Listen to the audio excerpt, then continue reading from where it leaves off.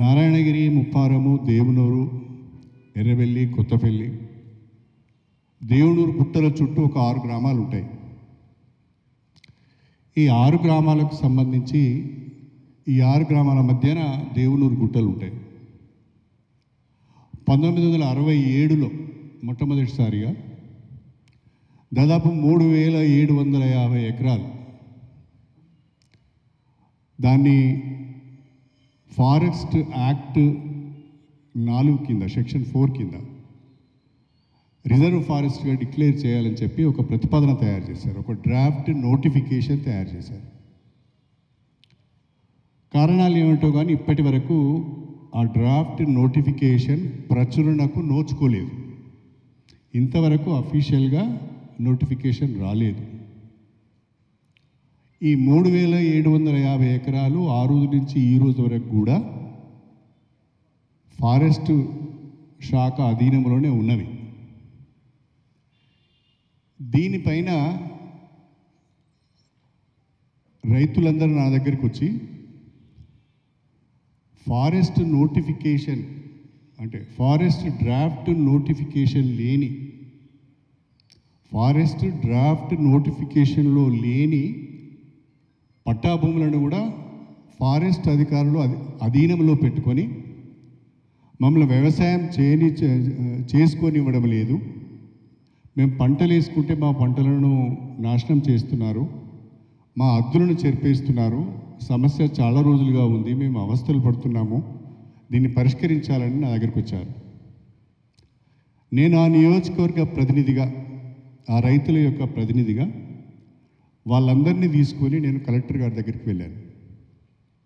Collector గారి దగ్గరికి వెళ్ళి వాళ్ళ రిప్రజెంటేషన్ కలెక్టర్ గారికి ఇచ్చి, ఈ సమస్య చాలా సంవత్సరాలుగా నలుగుతున్నది, దయచేసి మీరు రెవెన్యూ డిపార్ట్మెంటు, ఫారెస్ట్ డిపార్ట్మెంటు రెండును కూడా జాయింట్ సర్వే చేయండి. జాయింట్ సర్వే చేసి హద్దులు నిర్ధారించండి. నిజంగా రైతులకు పట్టాలు ఉంటే వారికి ఆ భూమి వ్యవసాయం చేసుకునే విధంగా వాళ్ళకి అవకాశాన్ని కల్పించండి అని చెప్పి నేను రిప్రజెంట్ చేయడం జరిగింది. నాకంటే ముందే ఒక 6 నెలల ముందు మన మల్కాజిగిరి ఎంపీ ఈటల రాజేందర్ గారు వారి దగ్గరికి ముప్పారం రైతులు వెళ్ళినట్టున్నారు. ఆయనకు ఒక రిప్రజెంటేషన్ ఇస్తే ఆయన ప్రిన్సిపల్ CCFకి ఒక లెటర్ పెట్టారు. ఈ దేవునూరు గుట్టలలో అటవీ భూములలో పట్టా భూములు కూడా ఉన్నాయి, మీరు సర్వే చేసి రైతులకు న్యాయం చేయండి అని చెప్పి వారు కూడా ఒక లెటర్ పెట్టారు. మా ఇద్దరికంటే ముందు కొంచెం వివరంగా చెప్తున్నాను, దయచేసి సమయం ఇవ్వండి. మా ఇద్దరికంటే ముందు రాజీవ్ గాంధీ హనుమంత్ గారు ఉన్నప్పుడు, రాజీవ్ గాంధీ హనుమంత్ గారు కలెక్టర్గా ఉన్నప్పుడు ఒక జాయింట్ సర్వే జరిగింది. ఆ జాయింట్ సర్వేలో వారు చెప్పింది ఏంటంటే, వాస్తవంగా 3750 ఎకరాల అటవీ భూమికి గాను ప్రస్తుతము ఫారెస్ట్ అధీనంలో 3955 ఎకరాలు ఉంది. అంటే దాదాపుగా ఇంకా ఒక 200 ఎకరాల పైన అధీనంలో ఉంది. దీంట్లో కొన్ని పట్టా భూములు ఉన్నాయి, దీంట్లో కొన్ని అసైడ్ భూములు కూడా ఉన్నాయి. మొత్తము ఫారెస్ట్ వాళ్ళు అధీనంలో పెట్టుకున్నారు, దీనిపైన చర్య తీసుకోవాలి అని చెప్పి అప్పటి కలెక్టర్ రాజీవ్ హనుమంత్ గారు కూడా ఒక నివేదిక ఇచ్చారు. కారణాలు ఏమైనా ఆ నివేదిక వెలుగు చూడలేదు, అది ఆ నివేదిక ప్రకారము యాక్షన్ తీసుకోలేదు. తర్వాత మేము రిప్రజెంటేషన్ ఇచ్చిన తర్వాత కలెక్టర్ గారు రెవెన్యూ మరియు ఫారెస్ట్ డిపార్ట్మెంట్ వాళ్ళతోని జాయింట్ సర్వే చేయించారు. ఈ జాయింట్ సర్వే చేయించిన తర్వాత ఆ జాయింట్ సర్వే రిపోర్ట్ పైన రెవెన్యూ వాళ్ళు సంతకం పెట్టారు, ఫారెస్ట్ వాళ్ళు సంతకం పెట్టారు, ఏడీ సర్వే వారు కూడా సంతకం పెట్టారు. అంటే వారు ఇచ్చిన నివేదికను ఫారెస్ట్ డిపార్ట్మెంట్ కూడా ఒప్పుకున్నది. జాయింట్ సర్వేను ఫారెస్ట్ డిపార్ట్మెంట్ కూడా ఒప్పుకున్నది.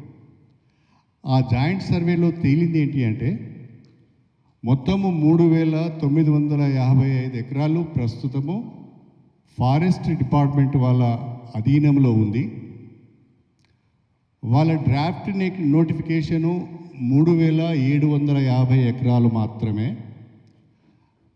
దానికి మించి ఫారెస్ట్ వాళ్ళు భూమిని వాళ్ళ అధీనంలో పెట్టుకున్నారు.